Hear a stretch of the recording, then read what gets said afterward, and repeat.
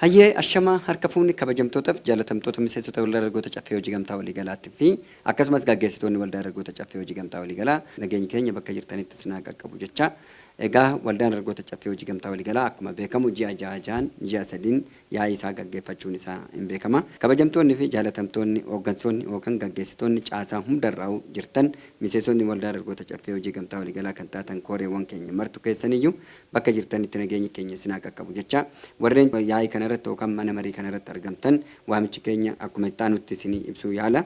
Kanaan wal qabatee kooreewwan caasaa jirtan hundarraa kamisee dabalatee damee jirtan hundarraa kooreen jirtan warri fagoo taatan bulee horaa kamisee akka nu beeksistan guyyaa gaafa sanbataa dilbata iftaanii jechaadha. Guyyaa gaafa 16 gaafa bulii 16 ji'a sadaffaa 2016 ganama keessaa sa'aatii 3 irraa kaasee kan calqabu biiroo keenya biiroo muummee maddeetti galma mana marii waldichaatti akka argamtaniif waamicha keenya isiniif dhiyeessina.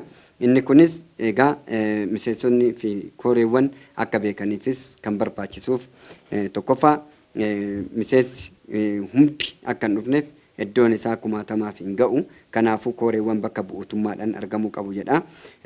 Labsiin 985 muraa 2009 boqonnaa 70 amrohaa jalatti akka taa'utti waldaaleen marii hoo godhatan miseensota isaanii bakka bu'uutummaadhaan bakka hundarraa bakka bu'anii mana mariitti irratti ergatu jedha. Kanaatiif iyyuu nuti immoo bakka bu'uutummaadhaan dhaabbataan koorii filatamoonni warri taatan akka dhuftanii argamtan.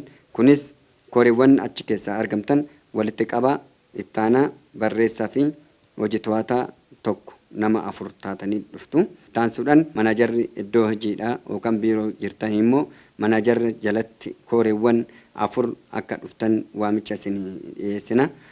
Kanaan wal qabatee kooreewwan miseensota mana marii keessatti kan hirmaatan hoolotaa wal qabatee kooreewwan duraanii rifoormiidhaan duraan warreen bu'an walitti qabaan fi akkasumas kooreewwan sadeen isaaniitiyyuu akka argamaniif manaajara isaanii wajjiniin waamicha keenya isiniif dhiyeessina.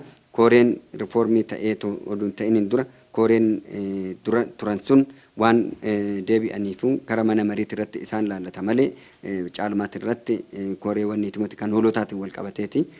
Warreen kun garuu bakka jirtanii kooreewwan afranii fi manaajarri yoo dhuftan kooree keessan qabatanii akka dhuftan waamichi keenya daran kan cimita.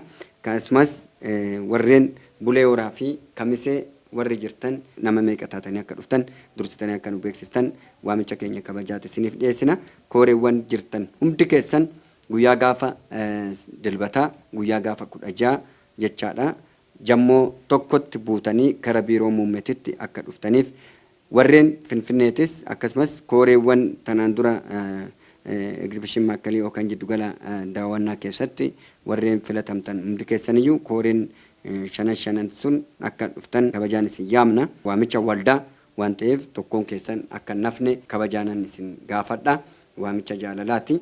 Waan jiru hunda gabaasa keenya akkasumas karoora amma dhiyoodha irratti waliin mari'anna akka dhuftan kabajaan isin gaafadha. Galatoomaa horaa bulaa Liibanaa. Caffee, caffee, caffee.